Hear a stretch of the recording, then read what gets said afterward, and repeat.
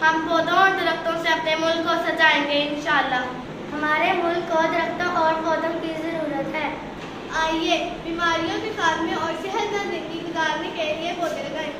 मैं इस साल 10 पौधे लगाऊंगी और उनकी हिफाजत भी करूंगी इंशाअल्लाह।